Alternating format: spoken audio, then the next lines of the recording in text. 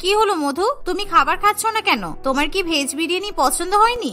আসলে আজকে নিরামিষ বলে আমি কি রান্না করব বুঝতে পারছিলাম না, সেই জন্য বাড়িতে যা সবজি ছিল তা দিয়েই আমি ভেজ বিরিয়ানি রান্না করলাম। খেয়ে দেখো না, ভীষণ টেস্টি হয়েছে। ভেজ বিরিয়ানি দেখা মাত্রই আমার খাওয়ার মুড নষ্ট হয়ে গেছে। আমার সামনে থেকে বিরিয়ানি সরিয়ে নিয়ে যাও, তা না হলে কিন্তু আমি বিরিয়ানি ছুঁড়ে ফেলে দেব। নিয়ে যাও বলছি। এই বলতে না বলতে মধু ভেজ বিরিয়ানির প্লেট ছুঁড়ে ফেলে দেয়, আর যা দেখে মধুর বৌদি মৌসুমী ভীষণ পরিমাণে ভয় পেয়ে যায়। তুমি জানো না আমি গরম মশলা খেতে পছন্দ করি না। গরম মশলা দেখলেই আমার বমি পায়, আর ভুলবশত যদি আমি গরম মশলা খেয়ে ফেলি তাহলে বমি করে করে আমি একেবারে ভাসিয়ে দিই। তুমি বিরিয়ানির মধ্যে এতগুলো গোটা গরম মশলা দিয়েছো কেন? এলাচ, লবঙ্গ, দারুচিনি, তেজপাতা দিয়ে একেবারে ভর্তি করে দিয়েছো। আই হেট গরম মশলা। কিন্তু মধু, গরম মশলা ছাড়া বিরিয়ানি কিভাবে হবে? বিরিয়ানি তৈরি করার জন্য গরম মশলা খুবই দরকারি একটা উপকরণ। তুমি তো এলাচ, দারুচিনি, লবঙ্গ এগুলো ফেলে দিয়েই খাবারটা খেতে পারতে। তা না হলে আমাকে বলতে পারতে, আমি তোমার প্লেট থেকে গরম মশলাগুলো বেছে ফেলে দিতাম। এমন সময় সেখানে মৌসুমীর শাশুড়ি মা লতিকা দেবী চলে আসে। বৌমা, তোমাকে আমি আগেই তো বলে দিয়েছিলাম আমাদের বাড়িতে তুমি কোন রকম খাবারে গোটা গরম মশলা কিংবা গুঁড়ো গরম মশলা ব্যবহার করবে না, কারণ আমার মেয়ে গরম মশলা খেতে পারে না। গরম মশলার গন্ধ শুকলেই ওর কিন্তু শরীর খারাপ করে। কি বলছেন কি? পৃথিবীতে এরকম আজব মানুষ আছে, আমি সত্যিই জানতাম না। আচ্ছা, আপনার মেয়ের যদি এরকম পরিবারে বিয়ে হয় যারা সমস্ত রকম তরকারিতে খাবারে গরম মশলা খায়, তখন আপনার মেয়ে কি করবে শুনি? ছোটবেলা থেকে যদি মেয়েকে সব রকমের খাবার খাওয়া শেখাতেন তাহলে বড় হয়ে এরকম অবস্থা হতো না। একদম উল্টো পাল্টা কথা বলবে না। গরম মশলা খেলে ওর পেটে সমস্যা হয়, তাই ডাক্তার ওকে গরম মশলা খেতে বারণ করেছে। আর আমার মেয়ের প্রেশার এমনিতেই সবসময় হাই থাকে। যাদের ব্লাড প্রেশার হাই তাদের গরম মশলা খাওয়া একদমই উচিত নয়। তোমাকে যা বলছি সেটা করো, মুখে মুখে বেশি তর্ক করবে না তুমি। এই শুনে মৌসুমীর খুবই রাগ হয়, তাই সে তখনই চুপচাপ সেখান থেকে চলে যায়। দেখতে দেখতে এভাবেই কিছুদিন কাটে, আর এরই মধ্যে রক্তিমের সঙ্গে মধুর বিয়ে ঠিক হয়। আর একদিন দুই পরিবার বিয়ের জন্য শপিং করতে যায়। আর কিছুটা শপিং করা হয়ে গেলে তারা সবাই মিলে একটা রেস্টুরেন্টে খাবার খেতে যায়। সেই দিন তারা সবাই পোলাও, মটন কষা, চিকেন কষা অর্ডার করে। কিন্তু ওয়েটার যখন খাবারগুলো টেবিলের উপর রেখে যায় তখন মধু পোলাওয়ের মধ্যে কিছু এলাচ এবং লবঙ্গ দেখতে পায়।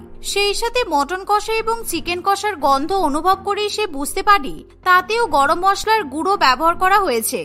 ও মাই গড, এই রেস্টুরেন্টের রাঁধুনিগুলো সবকটা খাবারই গরম মশলা দিয়ে ভর্তি করে দিয়েছে। গরম মশলার গন্ধ শুকেই তো আমার বমি পাচ্ছে। এবার আমি কি করি? না না, আমি কিছুতেই খাবার খেতে পারবো না। কি হলো মধু, তুমি খাচ্ছ না কেন? আমরা সবাই তো খাওয়া শুরু করে দিয়েছি, কিন্তু তুমি চুপচাপ বসে আছো কেন? এই তো একটু আগেই বলছিলে তোমার খুব খিদে পাচ্ছে। তাড়াতাড়ি খেয়ে নাও, আমাদেরকে কিন্তু আবার লেহেঙ্গার দোকানে যেতে হবে। না, আসলে আমার না খেতে ইচ্ছে করছে না। একটু আগে খুব খিদে পাচ্ছিল ঠিকই, কিন্তু এখন যেন খিদেটা শেষ হয়ে গেল। না না, এরকম বললে কি করে হবে? তুমি কি আমাদের সামনে লজ্জা পাচ্ছ? লজ্জা পাওয়ার কিছু নেই, এসো আমি তোমাকে নিজে হাতে খাইয়ে দিচ্ছি। আমি তো তোমার মায়ের মতোই, নাও খেয়ে নাও। এই বলে চন্দনা দেবী জোর করে মধুর মুখে খাবার তুলে দেয়। আর অনিচ্ছে থাকা সত্ত্বেও মধু কোন রকমে সেই খাবার গিলে নেয়। কিন্তু গরম মশলাযুক্ত খাবার খাওয়ার সঙ্গে সঙ্গেই মধুর ভীষণ পরিমাণে বমি পেয়ে যায়। আর এমন সময় মধু খাবার টেবিলের উপর হড়হড় করে বমি করে দেয়, যা দেখে সবাই ভীষণই ভয় পেয়ে যায়। আর টেবিলে রাখা সমস্ত খাবার পুরোপুরিভাবে নষ্ট হয়ে যায়, আর যা দেখে মধুর ভীষণ পরিমাণে ভয় লাগে। প্লিজ আপনারা আমাকে ক্ষমা করে দিন। আসলে আমার অনেকক্ষণ আগে থেকেই গা গোলাচ্ছিল, সেই জন্য আমি খেতে চাইছিলাম না কিছু। আর আমি বুঝতে পারিনি যে খাবার খাওয়ার সঙ্গে সঙ্গে আমার এরকম বমি হবে। আমার জন্য আপনাদের সব খাবারগুলো নষ্ট হয়ে গেল। প্লিজ আপনারা কিছু মনে করবেন না।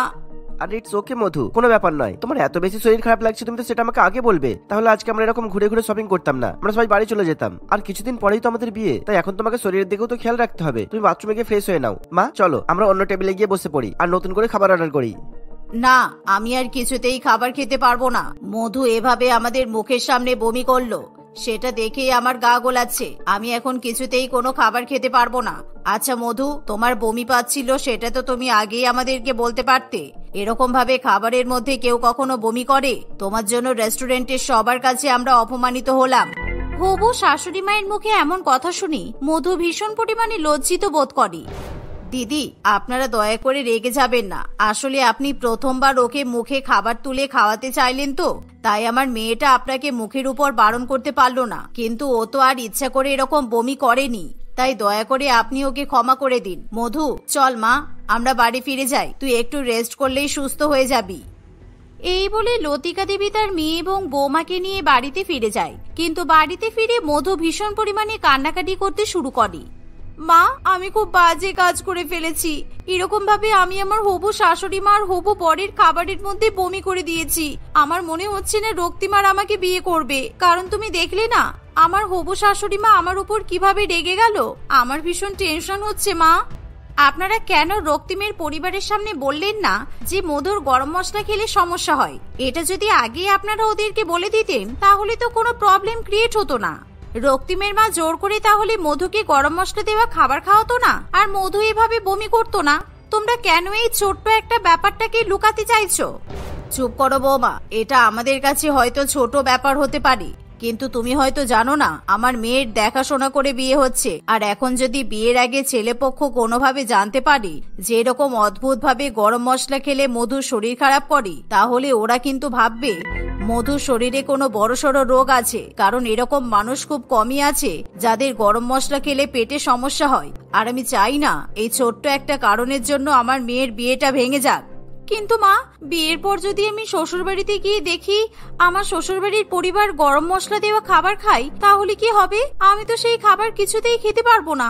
আমার মনে হচ্ছে বৌদি ঠিকই বলছে, আমাদের আগে থেকে ব্যাপারটা বলে দেওয়া দরকার, তা না হলে বিয়ের পরে তো সমস্যা হতে পারে। বোকার মতো কথা বলিস না। গরম মশলা খেলে কারোর পেট খারাপ করে এটা শুনলে তোর শ্বশুর বাড়ির পরিবার বিশ্বাস করতে চাইবে না। ওরা ভাববে আমরা নিশ্চয়ই কোনো ব্যাপার লুকাতে চাইছি, আর এই ব্যাপারটা ওরা জানলে ওরা তিলকে তাল বানাবে। আর তুই এত চিন্তা করছিস কেন? বিয়ের কয়েকদিন পরেই তো তোকে রান্না বান্নার দায়িত্ব দেওয়া হবে। তখন তুই একেবারে গরম মশলা ছাড়া রান্না করবি, তাহলেই সব সমস্যার সমাধান হয়ে যাবে। এই শুনে মধু খুবই খুশি হয়। আর দেখতে দেখতে কিছুদিনের মধ্যেই মধু এবং রক্তিমের বিয়ের দিন চলে আসে। আর তাদের বিয়ের দিন এবং রিসেপশনের দিনে যে সমস্ত খাবারের আয়োজন করা হয় সেই সমস্ত খাবারই গরম মশলা ব্যবহার করা হয়, যার ফলে মধু কিছুতেই কোন রকম খাবার খেতে পারে না। তাই মধুর মা এবং বৌদি দুজনেই লুকিয়ে লুকিয়ে মধুকে অন্য খাবার খাইয়ে দেয়, যাতে কেউ কিছু বুঝতে না পারে। কিন্তু শ্বশুর বাড়িতে যাওয়ার পর প্রথমবারের মতো মধুকে গরম মশলাযুক্ত খাবার যেমন মটন রেজালা এবং বাসন্তী পোলাও খেতে দেওয়া হয়, কিন্তু সেই খাবারগুলোতেও গরম মশলা ব্যবহার করা হয়, যার ফলে মধু কিছুতেই সেই খাবার খাওয়ার সাহস পায় না। আসলে আজকের রিসেপশন পার্টিতে আমি অনেক বেশি খাবার খেয়ে ফেলেছি, তাই আমার পেট একেবারে ভর্তি হয়ে আছে। আমি একদম কিছু খেতে পারবো না। প্লিজ আপনারা কেউ আমাকে জোর করবেন না, আমি একটু রেস্ট করতে চাইছি। আপনারা যদি কিছু মনে না করেন তাহলে কি আমি ঘরে যেতে পারি? হ্যাঁ বৌদি, নিশ্চয়ই। তোমাকে দেখেই তো বোঝা যাচ্ছে তুমি খুবই টায়ার্ড। তুমি তাহলে ঘরে চলে যাও, আমরা খাবার খেয়ে নিচ্ছি। এই শুনে মধু খুবই খুশি হয় আর সে তাড়াতাড়ি করে নিজের রুমে চলে যায়। আর তখনই ব্যাগ থেকে বিস্কুট এবং কেকের প্যাকেট বের করে খেতে শুরু করে।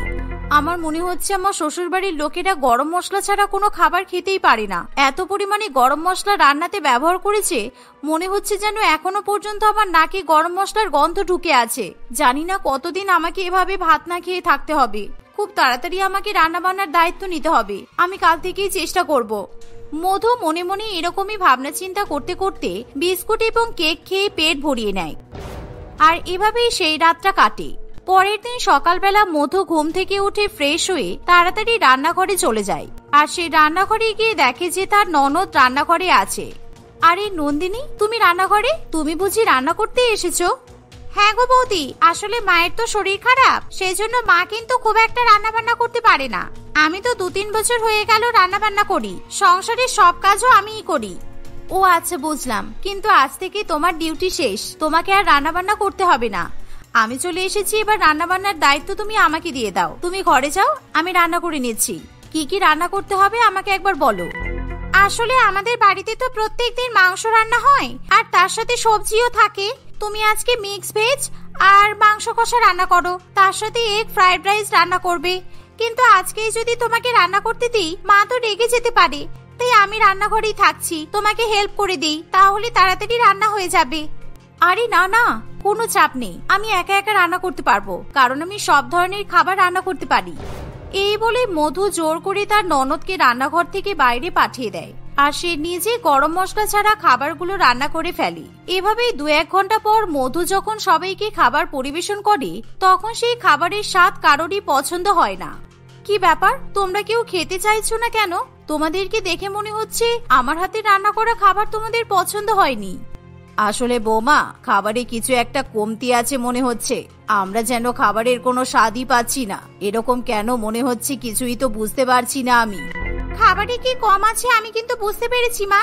বৌদি কোনো রান্নাতেই গরম মশলা দেয়নি। বৌদি, তুমি তরকারি রান্না করার পর তরকারি নামানোর আগে অবশ্যই গরম মশলার গুঁড়ো তরকারিতে ছড়িয়ে দেবে।